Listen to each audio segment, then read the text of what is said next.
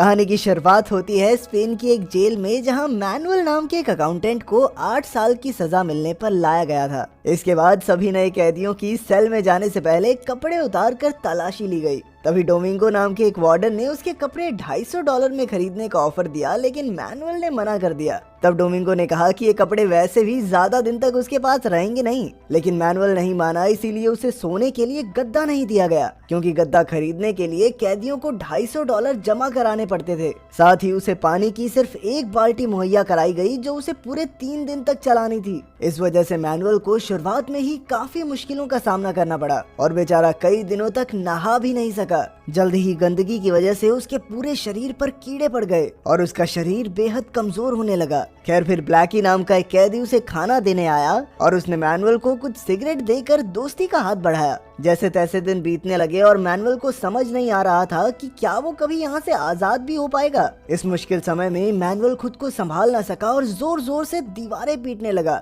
जब जेल के head warden Moreno को इसकी खबर मिली तो उसने हुक्म देकर मैनुअल की अच्छी खासी धुलाई करवाई। इसके 3 हफ्तों बाद मैनुअल को मेन जेल में भेज दिया गया, जहाँ सिर्फ ब्लैकी ने उसका स्वागत किया। यहाँ मैनुअल को ब्लैकी और पिनो नाम के कैदी के सेल में रहना था। पिनो अपनी ढेर सारी किताबों और नायाब कपड़ों के लिए जाना जाता था। इसके बाद हम देखते हैं कि ब्लैकी से मिलने उसकी पत्नी और बच्चे आते थे और मैनुअल को भी उम्मीद थी कि उसकी गर्लफ्रेंड उससे मिलने आएगी, लेकिन उसकी बजाय उसकी गर्लफ्रेंड की बहन लूसिया उससे मिलने आई और कहने लगी कि अब दीदी तुमसे मिलना नहीं चाहती तो कोई खत वत लिखने की भी कोई जरूरत नहीं है। खैर, कुछ ही समय में जेल में मैनुअल के साथ बदसलूकी होनी शुरू हो गई। एक दिन अरबेला नाम के गैंगस्टर ने अपने साथियों के साथ मैनुअल के कपड़े छीन लिए। अब मैनुअल इस मामले की शिकायत लेकर डोमिंगो के पास पहुंचा, लेकिन डोमिंगो ने कहा कि यहाँ शिकायत करने के भी $300 लगते हैं। खैर, इसके बाद मैनुअल की मुलाकात आंद्रेस नाम के कैदी से हुई, जिसने उसे मुफ्त में कपड़े दिए और डॉक्टर बोनी नाम के कैदी के पास लेकर गया, जिसने मैनुअल का इलाज किया।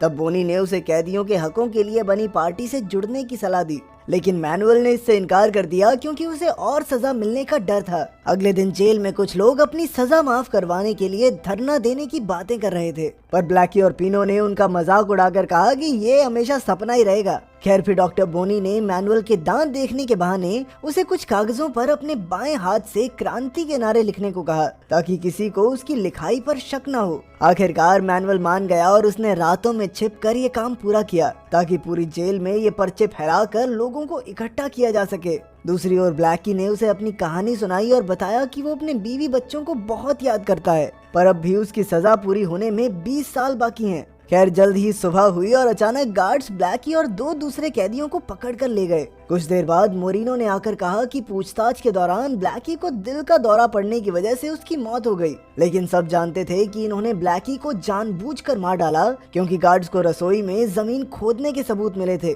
और उन्हें शक था कि ब्लैकी बाकी कैदियों के साथ मिलकर भागने की कोशिश कर रहा है। ये सब देखकर मैनुअल का दिल बुरी तरह टूट गया। उसने गुस्से में आकर अपने बनाए हुए पर्चे पूरी जेल में और बाहर भी फेंक दिए, लेकिन जल्द ही गार्ड्स ने उसे पकड़कर बहुत मारा। इसके बाद लूसिया उससे फिर मिलने आई और उसे बताया कि देश का माहौल बदल रहा है। अब पूरे देश में लोग कैदियों के हकों के बारे में बात करने लगे हैं। कुछ ही दिनों में कई ऐसे लोग जेल के दरवाजों के बाहर आकर बैठ गए और उन्होंने एक मुर्गे के पैरों में कैदियों की सजा माफ करो लिखकर जेल में छोड़ दिया। गार्ड्स को मुर्गे के पीछे भागता देखकर कैदियों का मस्त एंटरटेनमेंट हो गया। हालांकि पिनो को पहले लगता था कि सभी कैदी फिजूल में आवाज उठा रहे हैं, लेकिन अब उसने भी मैनुअल की तरह आजादी के लिए आवाज उठाने का फैसला कर लिया। उनके साथ जुड़ते ही पिनो ने सबसे पहले उनके ब्लॉक में मौजूद कैंपो नाम के कैदी और उसके साथियों को बाहर निकाला, क्योंकि असल में वो गार्ड्स के मुखबिर थे। इसी तरह समय बीतता रहा और जल्द ही साल 1977 आ गया, जब स्पेन में चुनाव होने वाले थे।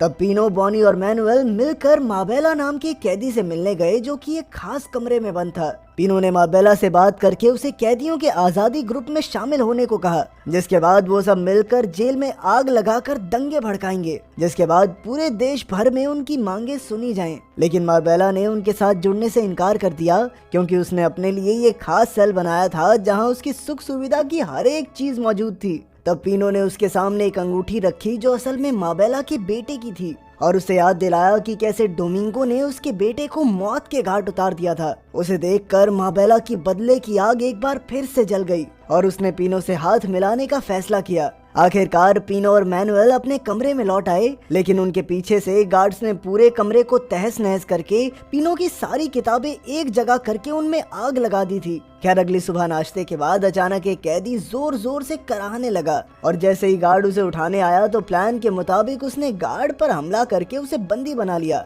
तभी पीनो, बॉनी और मैनुअल ने बाकी कैदियों के साथ मिलकर पूरी जेल में तबाही मचाकर चारों ओर आग लगा दी। जल्द ही वो सब जेल की छत पर पहुंचे और बाहर से गार्ड्स उन पर रबड़ की गोलियों से वार करने लगे। कैदियों की इस क्रांति में पूरे देश ने उनका साथ दिया और आखिरकार जेल के ऑफिसर्स कैदियों की मांग सुनने के लिए तैयार हो गए। फिर कैदियों की तरफ से मैनुअल और बॉनी ऑफिसर्स से बात करने पहुंचे। जल्द ही जेल ऑफिसर्स ने उनकी बात मानकर मीटिंग की और उनकी सभी शर्तों को मंजूरी दे दी। इसी के साथ कैदियों ने अपना मोर्चा बंद कर दिया, लेकिन अचानक एक कैदी ने देखा कि ये जज असली जज नहीं है बल्कि दूसरी जेल का एक ऑफिसर था। तब उन्हें समझ आया कि मोरिनो ने कैदियों की क्रांति रोकने के लिए उन्हें धोखा दिया था। अचानक गार्ड्स ने सभी कैदियों पर हमला करके उन्हें खूब पीटा। फिर शाम को बॉनी और मैनुअल को एक ऑफिस में बुलाया गया, जहां मोरिनो ने उन्हें एक कागज पर दस्तखत करने को कहा, जिसके मुताबिक उन दोनों को दूसरी जेल में भेजा जाएगा और 2 साल के अंदर अंदर वो रिहा हो जाएंगे। पर अगर उन्होंने साइन करने से इनकार किया तो जेल में हिंसा करने के जुर्म में उनकी सजा 10 साल और बढ़ा दी जाएगी। लेकिन मैनुअल ने अपनी आजादी के लिए आंदोलन से धोखा करने से इनकार कर दिया। पर अगली सुबह उसने देखा कि गार्ड्स बॉनी को दूसरी जेल भेज रहे थे। इसका मतलब ये था कि बॉनी ने लालच में आकर मोरेनो की शर्त मान ली। इसके बाद लूसिया एक बार फिर से मैनुअल से मिलने आई। उसने कहा कि उसकी बहन ने मैनुअल पर एक मुसीबत आते ही उसे छोड़ दिया, लेकिन वो जिंदगी भर उसका साथ देगी। ये सुनकर मैनुअल भी बहुत खुश था, लेकिन फिर रात को अचानक कुछ गार्ड्स मैनुअल और पीनो को जबरदस्ती उठाकर ले गए। बाद में उन्हें पता चला कि उन्हें एल एस्पैनर जेल में लाया गया था, जो स्पेन की सबसे खतरनाक जेल थी। वहां जाते ही उन्हें इंजेक्शन दिए गए, जिससे उनका शरीर अंदर से खराब होने लगे। इसके बाद उन दोनों को बुरी तरह पीटकर उन पर कई घिनौने अत्याचार किए गए।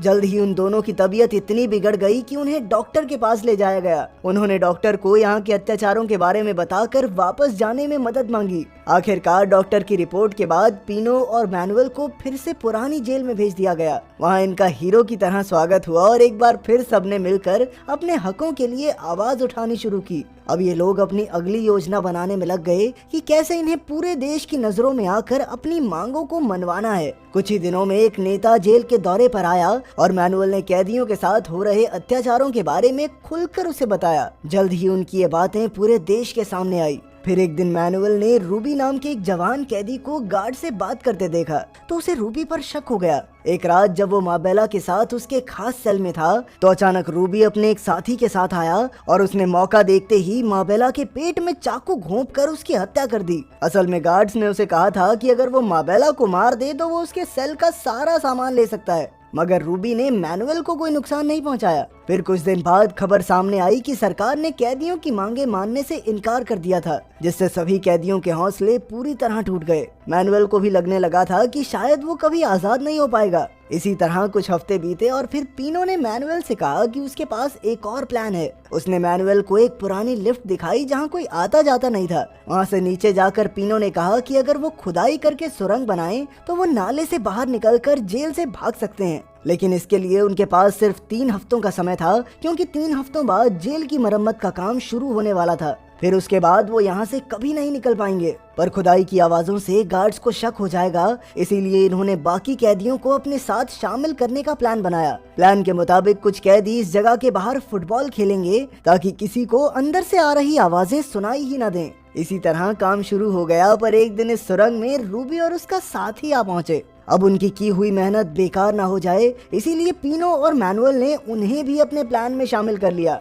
फिर एक दिन मैनुअल का वकील उससे मिलने आया और कहा कि वो मैनुअल के केस पर फिर से सुनवाई करवाएगा, लेकिन अब मैनुअल का कानून से भरोसा उठ चुका था। इधर खुदाई का काम जोरों शोरों से चल रहा था और आखिरकार वो दिन आ ही गया जब उन्हें जेल से भागना था। जाने से पहले पीनो ने मैनुअल को नए कपड़े दिए ताकि बाहर किसी को उन पर शक न हो। इसके बाद कैदी सुरंग के अलग अलग रास्तों से होते हुए बाहर निकल आए। पीनो और मैनुअल तो बस स्टॉप से बस में बैठ गए, लेकिन बदकिस्मती से कुछ कैदियों को पुलिस ने पकड़ लिया। वहीं पीनो और मैनुअल 5 घंटे सफर करके एक नए शहर में पहुंचे और आखिरकार अपने अपने रास्तों पर निकल गए। अचानक मैनुअल ने देखा कि पीनो ने उसके कपड़ों में काफी सारे पैसे और एक नई आईडी भी छिपा दी थी। जिससे उसे छुपे रहने में आसानी हो। ये देखकर मैनुअल को बहुत खुशी हुई और आखिरकार वो लूसिया के पास पहुंच गया और उसके साथ एक नई जिंदगी बसाने निकल पड़ा। अगर वीडियो पसंद आई तो लाइक कर देना, चैनल को सब्सक्राइब कर देना। मिलते हैं अगली वीडियो में।